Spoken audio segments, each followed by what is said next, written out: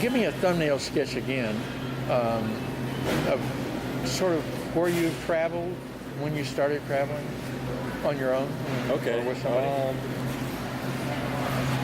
Well, I got out of high school and Yeah. started to jump right into college, and I realized that I wasn't quite ready for that yet. I was too eager. I needed to go out and try new things, and so I dropped out of college. And what I did for a few years is I would work in the colder months of the year, Yeah. and then travel in warmer months.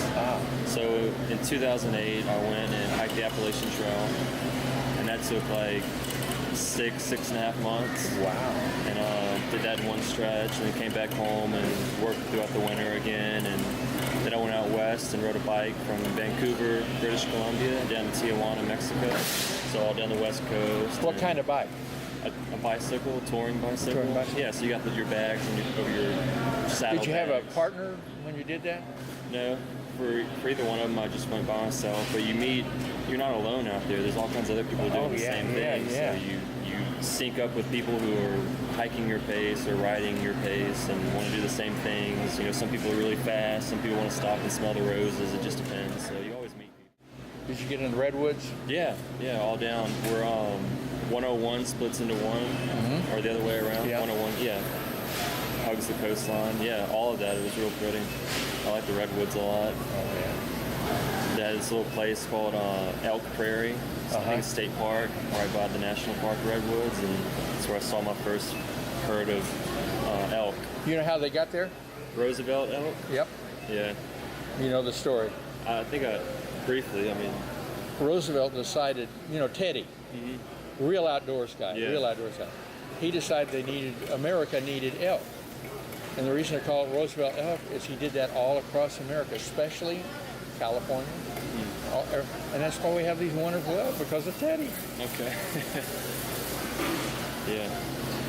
So you rode, anyway, man, where would you sleep at night on coming down the coast from there all the way down to Mexico? They have all sorts of campgrounds on the coast. If you look at an atlas, every 20, 30 miles there's a state park to sleep in on the coast, going down 101 and 1. And there's a guidebook called Bicycling the Pacific Coast, and they have it all mapped out for you. Like from here to here is a 50-mile ride, and you stop here, they have running water. A lot of them, especially in California, they have designated campsites for bicyclists that are like $2 a night, $3 a night, $4 a night, when the other ones are like $25 for like a drive-in car, So they really make it cheap and affordable. They're really hospitable for these people who are out there night after night after night, camping out for months at a time. And so I'm really appreciative of that. Were you ever at risk of, troublemakers coming through? No, not at all. I don't think so. That's good.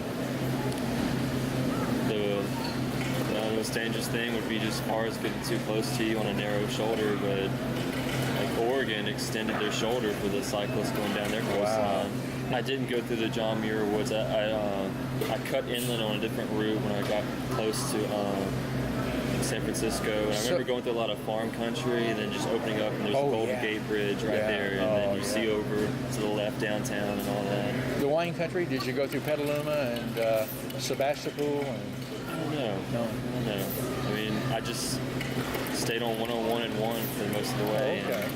You pass through these towns so quick, I don't remember a lot of the names unless they really stuck out for me, but all coastal really. Now, to kind of get you to do a refrain, you're a reader. I'm a reader. Yeah. Neil and Gene are readers. Yeah. What did that have to do with your trip? I'm getting you to repeat what I didn't get out of it. Okay, well, at the time, Who do you read? At the time, it was a lot of the beatniks, especially Jack Kerouac. And He was number one for me. I just about read all of his books by the time I passed through San Francisco for the first time. And of course, Burroughs and Ginsberg and Cassidy didn't write much, but Bukowski and the whole group, So I stopped in and did some couch surfing in San Francisco and stayed with this one guy by the Golden Gate Bridge, some little community across the bridge, and Sausalito? Yeah, Sausalito, right over the bridge. Real nice little town. So I went in and I visited all the places where the beatniks hung out. You know, there's one bookstore called City Lights, I think, and they really helped the beatniks like get up and going. You know, they published all their work, and all this stuff was censored back then. It was illegal to publish it, but they'd still like they'd get it out there and sell it, and just kind of gave them a good opportunity to start. And a lot of the bars that they hung out at, and you go to these places and their pictures are hanging on the wall. They're all sitting there as a big group together at the table, you know, laughing, having a good time, sharing drinks and smiling. And Wow. it was just really neat to be there. Even though it was decades later and the place had changed a lot, it was still like all their old stomping grounds. And all of the books I read talked about these specific buildings and neighborhoods and stuff that I was walking through at that time. And it was kind of neat to visit that. And stayed there for a day or two, and then went on down south to Big Sur. Did you ever come up? Did you have to walk your bike up Knob Hill if you were down by the wharf and you're coming back up? I don't remember. They're real steep hills, you know. You got to come up and over the top and then drop down into the more of the downtown area, you know. Yeah, the buses are good about throwing your bikes on the front. Oh, I forgot about that. Yeah. So you bust over all those hills in San Francisco, probably. I would bus and bike. I remember crossing over the Golden Gate Bridge, and I went through this. There's this building with this big dome over it, and I forget what it's called or what it's for, but I rode my bike right past it. It's the Arboretum. It's like an arbor. What do you call that? For plants. It looks historic. Yeah. It looked very historic looking. Okay. I remember it's like a golden dome. I think. Yeah, it's beautiful. Passed right by that, went down to the wharf. There's a statue of Gandhi down there.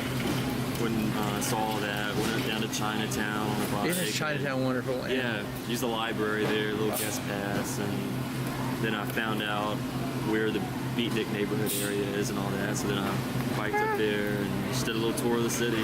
Really, just kind of impromptu, just kind of. Saw Did you what I make some saw. friends along the way? Yeah, A few. yeah, met lots of people. Stay in touch. I mean, you stay in touch with any of them by email? Some of them. I mean, like when I was in Big Sur, there's a state park there. I forget what it's called, but I met this guy there, and we talked all evening. And he's like, "Well, I live down in San Luis Obispo. You know, when you get down in that area, passing through, give me a call, and you come stay with me." So I went and stayed with him for the weekend. There's just a lot of that. Yeah. Just people like. There's an Asilomar campground there, Asilomar, and then there's Point Lomos. There's a state park that starts with a J, like Julian or Julia yeah, something. yeah. State And park. you went through Carmel to get there. Did you go through Carmel? I'm not sure I remember the name. You know, a lot of these names I just glance at as I pass through them real quick on the bike. You know, doing average probably 50 miles a day. So there it is. I really like California though, the coast of California. Oh, it's amazing. Oregon too, and the. Did you get to peninsula. Monterey? Oh yeah. Did you Went go to the aquarium there. Oh, tell me about the aquarium. I haven't been there. I got to go back and shoot high def of the aquarium. It was It's an well worth the incredible money. Well worth the money. aquarium. I had just read Cannery Row by Steinbeck, yeah. and there's the marine biologist in the book that's fictional, but fictitious, but based off the real guy. I forget his Yeah. name. I can't either remember. Forget his name. It'll come to me in a little while. But I went to his little shack by the aquarium where he and Steinbeck used to do all these. You know, they go collect sea creatures down in the tide pools, and they go back and they ship them off to companies and make money and stuff. And you could see his little building where he had his career and stuff, and the whole neighborhood where the book is based off of. And of course, it's completely different than back then when the book was written and what the book was based off of. But you see these places that you read about in the book, and it's just really neat. But And the aquarium's the fantastic. aquarium is All the jellyfish yeah, the jellyfish, of course. colors. Yeah, really nice aquarium. Then did you get to Southern California, like to Palo Verde, where the marine land of the Pacific is there? I don't know. I mean, Be south, a little bit in the south. possibly. I just Redondo Beach, Manhattan Beach, Torrance. Manhattan Beach, is that Yeah. in LA? Yeah, went straight down to Los Angeles and stayed with my aunt. She lived in West Hollywood, stayed Oh, there yeah. for a couple weeks, and then went south of there to San Diego, stayed with my friend there for a couple of weeks. You go to Spanish Old Town there, San Diego, Balboa Park. Oh yeah, we went there. My friend was busking with his little ukulele in Balboa Park, and I would go down there with him every day while he was playing music for money. He was trying to save up for a trip to go to India, and he made enough money busking to get finance his trip to India. But we went surfing for the first time in La Jolla at Black's Beach. You had to hike down this little canyon trail to get out to the beach. And Is that the one where you had to take off all your clothes? it's optional. And then finally made it to that border, Mexico. Went through the little revolving gates, and suddenly you're in Mexico, and you're in a completely different world, and tour around Tijuana, and yeah. And then you turned around? Turned around. That was it. Maybe while you're still alive. No. Yeah, possibly. You never know in Mexico. Yeah. I got really turned around down there, and I didn't, I thought it was going to be more official, like you cross the border and you got to check in or something like that. But you go through revolving doors, and suddenly you're standing next to men in machine guns and uniforms, and it's just like you're in a whole other world now. And I got really confused. No one could really speak English or anything, and I didn't have a guidebook. I didn't look up anything online. Most people told me not to go, but I went anyway. And suddenly I meet this American who lived in Tijuana because he had a nice beach house for a third of the price it would cost in San Diego. Oh, so wow. he would just go home to his house in Tijuana every day, but then go to work in San Diego. Did he invite you in? No, but he and I walked through the town. He told me, go down this road, not that road, go here, not there, and he just kind of settled everything. He's like, this is how you get back home, and you got to stand in line for 3 hours, but you go over there to do that. And He was sort of a travel angel for you. absolutely, Yeah. he made sense of everything real quick. And I bet you that happened a lot to you. You had these, what I would call travel angels. Yeah. Where it's someone just suddenly that are there to help. Yeah, I'd say so. You get caught up one night and it gets dark and it's rainy, it's cold, you don't know where to sleep, and suddenly you meet somebody that says, hey, come on with me, we'll cook up dinner, and we'll watch a movie, and we'll talk, and we'll wash your clothes if you want, and send you on your way in the morning. It's just Synchronicity. it really makes the difference, that makes your day, makes your trip even. And Serendipity and synchronicity, yeah, depending on which psychologist you listen to or read. you find out that there's a lot of good people out there in the